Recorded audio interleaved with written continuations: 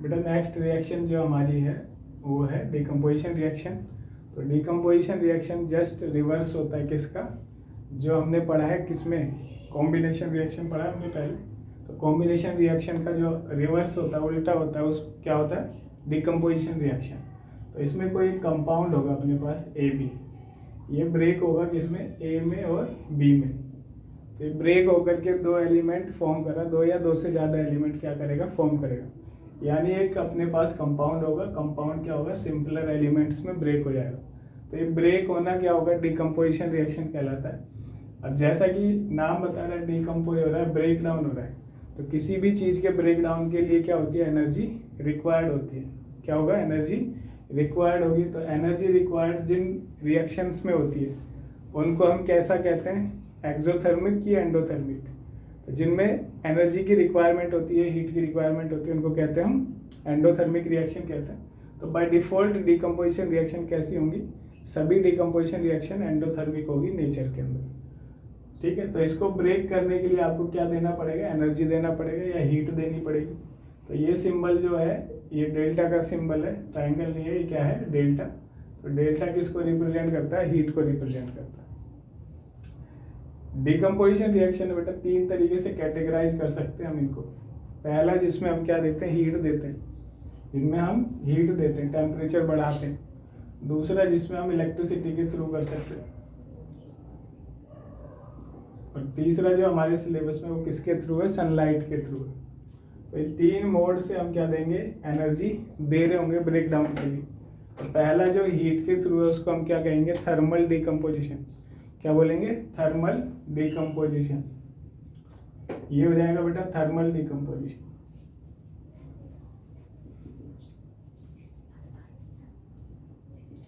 इसको बोलेंगे बेटा इलेक्ट्रिसिटी जिसमें देते हैं उसको इलेक्ट्रोलाइसिस कहते हैं। क्या कहते हैं, इलेक्ट्रोलाइसिस कहेंगे। और सनलाइट के थ्रू क्या हो जाएगा, फोटोलाइसिस हो जाएगा। ठीक है ना।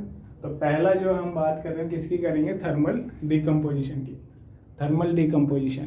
तो थर्मल डिकम्पोजिशन में क्या होता है भैया, अभी बताया आपको कि क्या रहेगा, हीट प्रोवाइड करेंगे। क्या करेंगे, हीट प्रोवाइड करेंगे। तो जो लास्ट रिएक्शन हमने पढ़ी थी कॉम्बिनेशन रिएक्शन, उसमें हमने देखा था कि एक जगह पे कैल्शियम कार्बोनेट बना था, CaCO3 बना था। तो ये क्या है, कैल्शियम कार्बोनेट, या इसको लाइमस्टोन के नाम से भी जानते हैं। जब हम लाइमस्टोन को क्या करेंगे, हीट करेंगे, गर्म करेंगे, तो गर्म करने के बाद ये वापस से क्या दे देता है हमें, CaO, और इसमें जो भी अमाउंट कार्बन डाइऑक्साइड का है वो रिलीज हो जाता है। तो ये बन गया, क्या बन गया है, इसका नाम सभी लोग जानते होंगे अब, कैल्शियम ऑक्साइड। क्या है, कैल्शियम ऑक्साइड। और इसी को हम किस नाम से जानते हैं, क्विकलाइम के नाम से जानते हैं।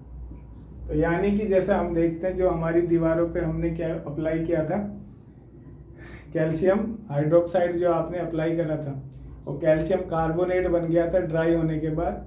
अब जब वो गर्मी वगैरह आती है तो दीवारें गर्म होंगी तो चिपिंग होगी उसकी, तो पपड़ी बन के गिरने लगता है बेटा ये। तो जो पपड़ी बन के गिर रहा है वो कैल्शियम ऑक्साइड या क्विकलाइम है, उसके फॉर्म में गिर रहा है। और ये CO2 में से क्या हो जा रहा है, रिलीज हो जाता है।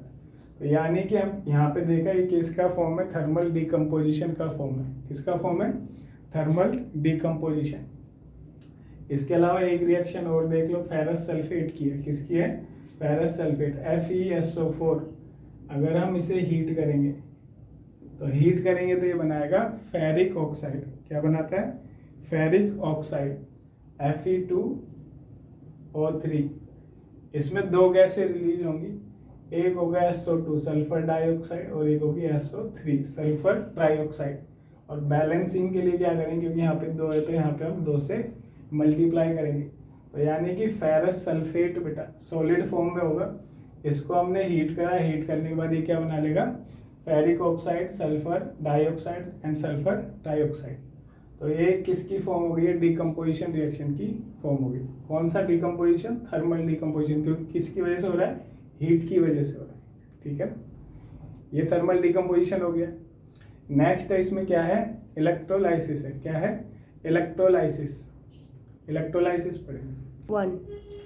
अब जो नेक्स्ट है वो है हमारा इलेक्ट्रोलाइसिस है। यानी जो डिकम्पोजिशन हो रहा होगा किसकी हेल्प से हो रहा है, इलेक्ट्रिसिटी की हेल्प से। तो एक सेटअप बनाया हुआ है वाटर के इलेक्ट्रोलाइसिस के लिए। तो ये एक आपको कंटेनर लेना है, जैसे मग वगैरह का कोई जो चीज़ है वो लेनी है। इसके अंदर ये क्या लेंगे बेटा, ग्रेफाइट के रोड ले लेंगे। ये जो हम शेड कर रहे हैं क्या है, ग्रेफाइट का रोड है, कार्बन का बना हुआ होता है, ठीक है ना। ये दो हमने एम्प्टी टेस्ट ट्यूब लिए थे, इनको इसके ऊपर क्या रख दिया उल्टा करके रख दिया, और इसके अंदर क्या करा हुआ है, वाटर फिल किया हुआ है, पानी इसके अंदर भरा हुआ है, ठीक है। इसको हम क्या करेंगे, यहाँ से टर्मिनल कनेक्ट कर लेंगे, इनको एक 6 वोल्ट की बैटरी से कनेक्ट किया हुआ। तो ये बैटरी का नेगेटिव टर्मिनल है और ये बैटरी का क्या है बेटा, पॉजिटिव टर्मिनल। तो ये बात ध्यान रखने की, जो पॉजिटिव टर्मिनल होगा बैटरी का उसको हम क्या बोल रहे हैं, एनोड बोल रहे हैं। क्या बोल रहे हैं, एनोड। और जो नेगेटिव है बेटा उसको क्या बोल रहे हैं, कैथोड बोल रहे हैं। तो हमारे लिए ये एनोड हो गया, ये क्या हो गया, कैथोड। जहाँ पे पॉजिटिव टर्मिनल कनेक्टेड है वो एनोड हो गया, जहाँ नेगेटिव टर्मिनल कनेक्टेड है वो कैथोड हो गया, ठीक है। तो इसके अंदर हम क्या करेंगे, कुछ ड्रॉप पहले ही H2SO4 की डाल लेते हैं। 2-4 ड्रॉप जो है H2SO4, ये क्या है, एसिड होता है, सल्फ्यूरिक एसिड बोलते हैं, ठीक है। सल्फ्यूरिक एसिड की हम क्या करेंगे, सल्फ्यूरिक एसिड या कोई दूसरा एसिड भी ले सकते हैं। तो उसकी क्या करनी है, सल्फ्यूरिक एसिड की कुछ ड्रॉप्स इस पानी के अंदर डाल देनी है। सल्फ्यूरिक एसिड की ड्रॉप डालने से ये होगा कि इसकी कंडक्टिविटी इंक्रीज हो जाएगी, है ना। तो ये जल्दी से क्या होगा, इसका इलेक्ट्रोलाइसिस या ब्रेक डाउन हो पाएगा। आप सब जानते हैं वाटर क्या होता है, H2 होता है। तो ये बना होता है H2 हाइड्रोजन से प्लस O2 से बना हुआ। अगर हम देखें तो ये क्या है कि डबल अमाउंट में कितना होता है, हाइड्रोजन क्या होता है, डबल अमाउंट में होता है ऑक्सीजन के मुकाबले। तो इन दोनों का रेशियो होता है 2:1। अगर हम हाइड्रोजन और ऑक्सीजन के रेशियो की बात करें तो हाइड्रोजन का और ऑक्सीजन का रेशियो क्या होगा भैया, इनका रेशियो होगा 2/1, 2:1 होगा। तो ये 2:1 रेशियो हाइड्रोजन का है और ऑक्सीजन का, तो गैस भी उसी अमाउंट में कलेक्ट होनी चाहिए। तो यहाँ पे इसका इलेक्ट्रोलाइसिस होगा, तो ये एनोड पे क्या कलेक्ट होगी, ऑक्सीजन गैस कलेक्ट होगी, और कैथोड पे कलेक्ट होगी हाइड्रोजन गैस, ठीक है। तो आप ये देख सकते हो, ये जितना एम्प्टी है वो हाफ एम्प्टी है, डबली एम्प्टी है। तो ये जो ऊपर का पार्ट देख पा रहे हैं इसमें हाइड्रोजन गैस कलेक्ट होगी। तो ये हाइड्रोजन गैस डबल है अमाउंट में, और ये ऑक्सीजन गैस क्या है, उसका आधा है अमाउंट में। तो यहाँ पे जो सबसे जरूरी बात याद रखनी है, हाइड्रोजन और ऑक्सीजन गैस क्या हो रही है, बन रही है। और कहाँ पे बन रही है, एनोड पे ऑक्सीजन बन रहा है और कैथोड पे हाइड्रोजन बन रहा है। आपको ये बात इसमें याद रखनी है, ठीक है ना। तो इस तरीके से ये क्या हो गया, हमारे इलेक्ट्रोलाइसिस कंप्लीट हो गया, ठीक है। बेटा नेक्स्ट जो है वो किसकी वजह से, सनलाइट की वजह से जो डिकम्पोजिशन होता है वो पढ़ना है। तो सनलाइट की वजह से जो डिकम्पोजिशन होता है उसमें क्या होगी, सनलाइट आ रही है, अगर हम किसी कंपाउंड को अगर कहाँ पे छोड़ देते हैं, बाहर एक्सपोज छोड़ देते हैं सनलाइट के अंदर, तो उसके अंदर क्या होता है, केमिकल रिएक्शन हो जाएगी, और वो किसका फॉर्म हो जाएगा, सनलाइट की वजह से होने वाली डिकम्पोजिशन रिएक्शन, ठीक है, जिसको फोटोलाइसिस भी बोल दिया जाता है। तो यहाँ पे एक रिएक्शन है अपने पास, सिल्वर क्लोराइड का है, AgCl। तो ये AgCl सिल्वर क्लोराइड है बेटा, कैसा होता है कलर में, ये वाइटिश सब्सटेंस होता है। कैसा है, वाइट होता है। अगर आप इसको क्या करेंगे, सनलाइट के अंदर हमने इसको क्या कर दिया है, छोड़ दिया है, तो ये इसका ब्रेक डाउन होगा, ब्रेक डाउन होकर के ये बनाता है सिल्वर, और बेटा क्लोरीन गैस बनती है।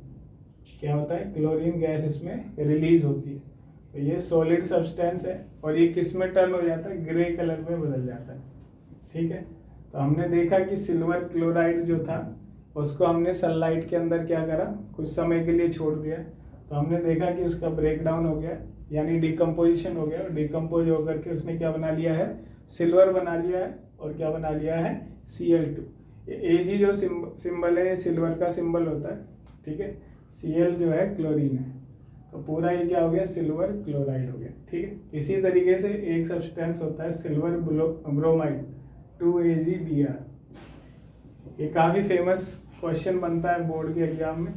यहाँ से पूछता है कि एक ऐसा सब्सटेंस है जो कि ब्लैक एंड वाइट फोटोग्राफी के लिए यूज में लिया जाता है, तो वो कौन सा सब्सटेंस है, वो है सिल्वर ब्रोमाइड।